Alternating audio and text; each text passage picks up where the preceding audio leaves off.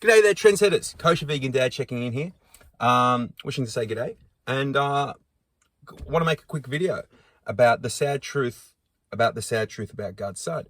And this is kind of the flavor of the direction that I want my videos to kind of go in, which is really exploring evolutionary psychology and psychology in general.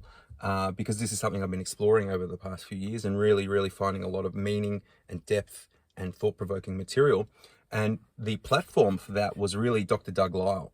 So just as an introduction, I was really introduced to evolutionary psychology through the Beat Your Genes podcast with Dr. Doug Lisle. And as anybody in the plant-based scene, the vegan scene would know, Doug Lisle's a great speaker and a great educator and a writer in regards to plant-based vegan lifestyle.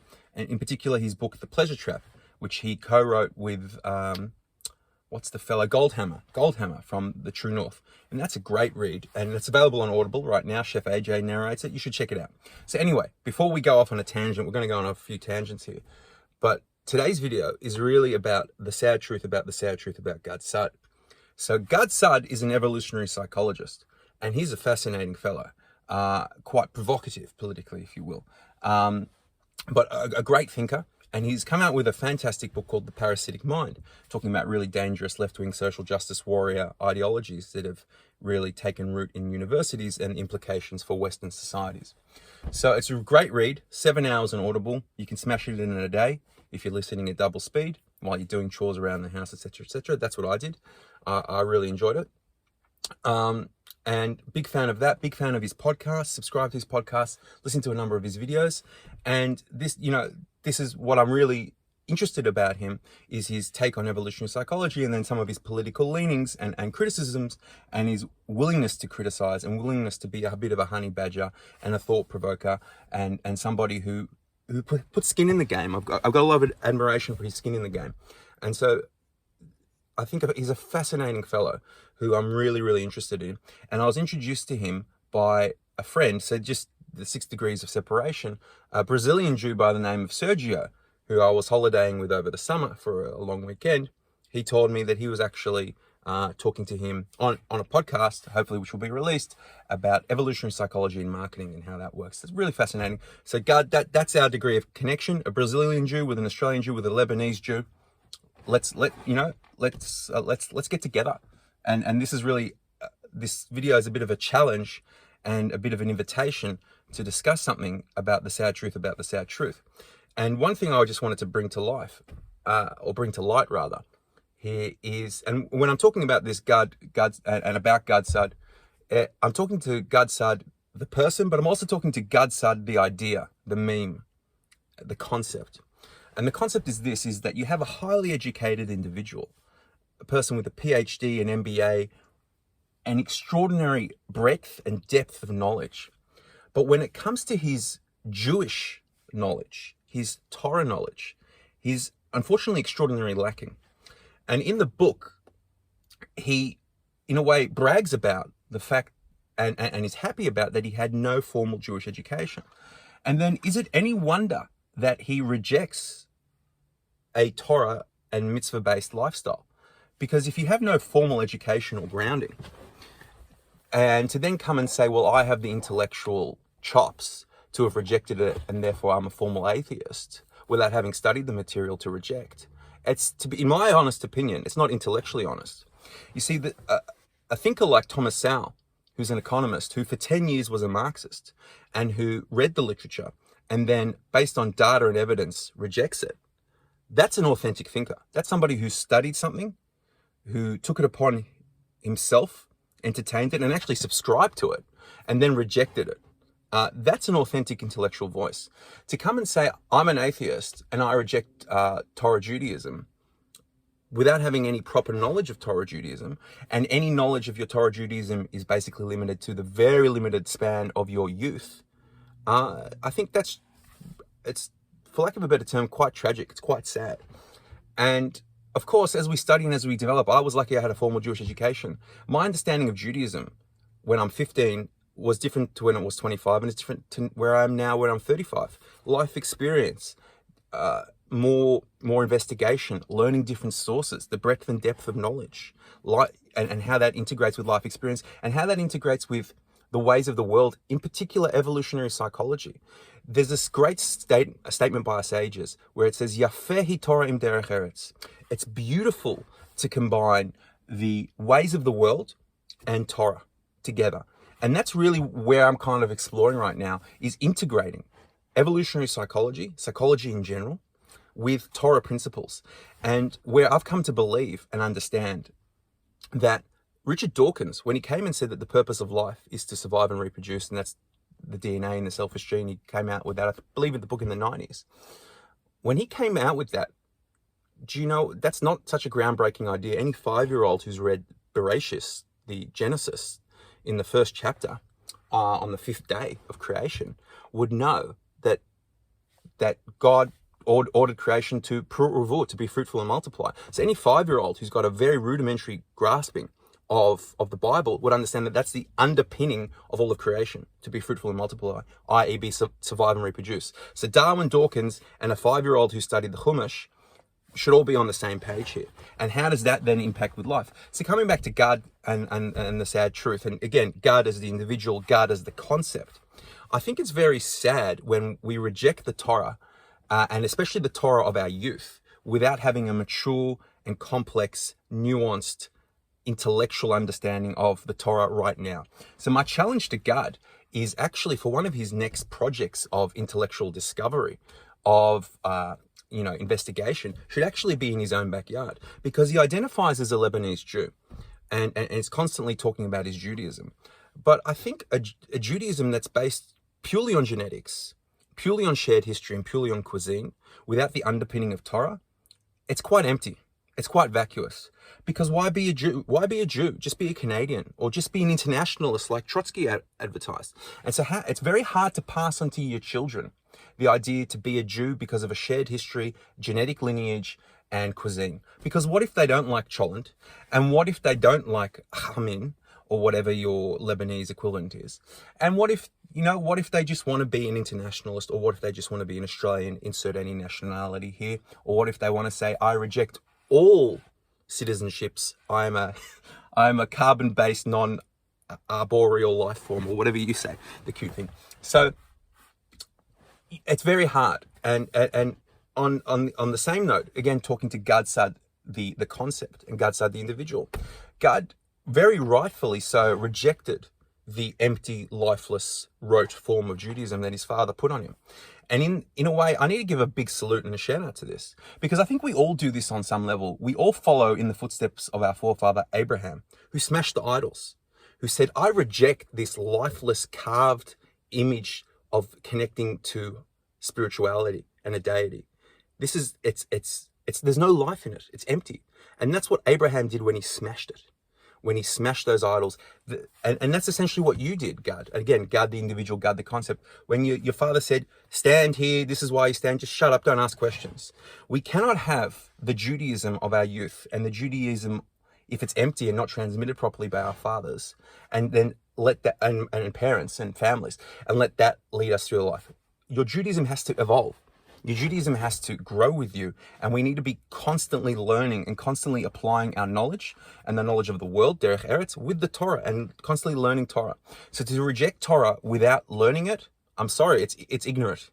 It's Gad Saad the concept. This is am haaretz. You're ignoramus. You're rejecting something you never read. It's like it's actually worse than the scholars who reject evolutionary psychology. Because perhaps they've at least studied a few articles or periodicals in depth, and really they're just rejecting it out of self-interest because they don't want any challenges to all the years of work that they've put in. So this is my challenge to Gad Saad, an invitation to perhaps discuss this, and to discuss why we need to find a Judaism of our own. As it says every day, we say every day in our prayers in Az Yashir, Zeh Keli va'anveu. This is my God, and I'm going to praise him. If it's Elokei Avi v'aramonehu, if it's the God of my father, if it's just something that's been passed to me by rote and I've accepted it because it was my God, my father's idea, then it's romem, it's removed, it's lofty, it's too lofty. It has to be Zeh Keli va'anveu. It has to be our own. And what I've been going on through the past few years in my intellectual and Torah-based quest has been an integration of these ideas of evolutionary psychology and the Torah to help me better understand myself, to help me better understand the world around me and interpersonal relationships. And I believe I've stumbled upon something that's really, really helpful. And this is really where I want to take this channel and share these ideas. And I'm writing some books about it. So, Gad, I've got a great breadth of knowledge and life experience. I was in the IDF, in the military. I fought against some of your fellow countrymen, the Hezbollah guys. I had to guard a kindergarten. We could talk about why did I have to guard a kindergarten? That's not a military target. We're talking about during the Second Lebanon War, by the way, just to get the chronology right, 2006. And, doing my bit of studies of the Quran, Bismillahirrahmanirrahim. We can see, I've got some notes in the back here. We could talk about that. We could talk about evolutionary psychology. We could talk about evolutionary psychology in veganism. We could talk about running. We could talk about evolutionary psychology in behavioral finance, trading, personal finance. We could talk about accounting and taxation. And really more what I'm really interested in is evolutionary psychology and relationships, in particular a marriage. And how those dynamics work and families. And that leads me to one last topic, or actually two last topics. Perhaps even three, is God touched on a really interesting point where his brother gaslit him, outwardly gaslit him. It was nuts. And we could discuss, the underpinnings of evolutionary psychology with that, and an integrative psychology perspective of that, including Richard Schwartz and Steven Pinker combining, and where we kind of get a conclusion why your brother would have done that. And perhaps coming back to this big principle, that clearly indicates that something went on in the family dynamic, and that would have perhaps led to some issues perhaps, I'm just speculating here, perhaps, around the father and the way the father figure influenced the children and interacted with the children. And this is another principle of mine, is that it's very difficult to have a firm connection with God when we don't have a good connection with our fathers, because God in Judaism is referred to Avinu Malkeinu, our Father, our King. So first, before we can accept God as our King and as something that matters in our life, we need to accept him as a Father. And if we don't have a positive image of our fathers and a loving image and a connection image, that can really undermine the bond there. That's another concept. So that's I'd love to discuss that with God. And the second thing I wanted to talk about was, I think you really need some big thinkers if you're going to explore your Judaism. And I'm talking to Gad Saad, the concept here. If you're an intellectual, you need some intellectual giants who really touch on Yafeh hi Torah im derech eretz. Great is Torah with an understanding of the globe. So to throw out a few names, off the top, Rabbi Lord Jonathan Sacks. He's a fantastic thinker. Read his books, especially the collaboration of Torah and science. And I think The Ethics of Responsibility are great work. And I've made another video about that. You'd probably need to listen to some Y.Y. Jacobson. He's a very clued up guy on yeshiva.net. And then I've got a rabbi whose name I'm not scared to mention. We'll mention it on your podcast. But I want to give a bit of a teaser here. He's a Kohen. He literally put skin in the game and died for his cause, and he was fighting SJWs before you were even in your MBA, Gad. So this guy's a fantastic firebrand speaker, provocative, amazing, a trailblazer, and I'll drop his name on your podcast. Your podcast might get banned, or your YouTube channel might get banned because I'm saying this. He's been a great inspiration of mine and somebody who you need to entertain.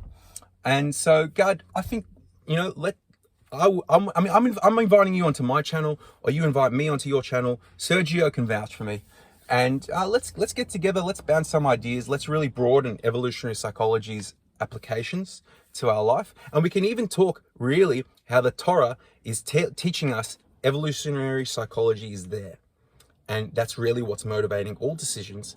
And we will talk also about the evolutionary psychology of the signaling and advertising that happens with, amongst religious communities, and the positives that come of that, and perhaps the negatives.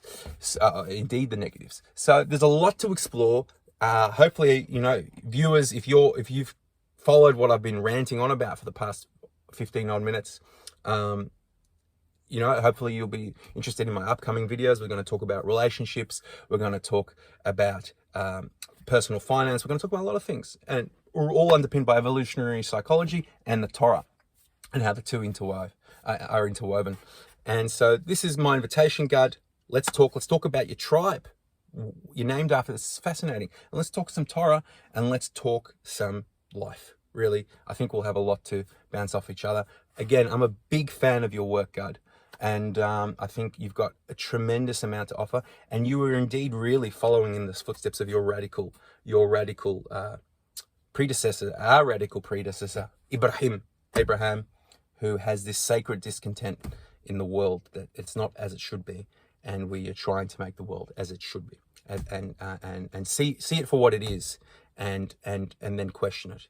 And this is the most important thing to be a Jew. This is why Avraham was called a Hebrew, an oiver, somebody who, was honey badger enough to transcend, to cross the river. And thank you for your skin in the game, and let's get some skin in the game, because you probably and to be a Jew, indeed, you circumcise off the bat. It's all about skin in the game. So God, I want you to have some skin in the game. I challenge you to really delve into the Torah intellectually and learn it. And then if you reject it, at least your rejection will be intellectually based rather than emotionally based.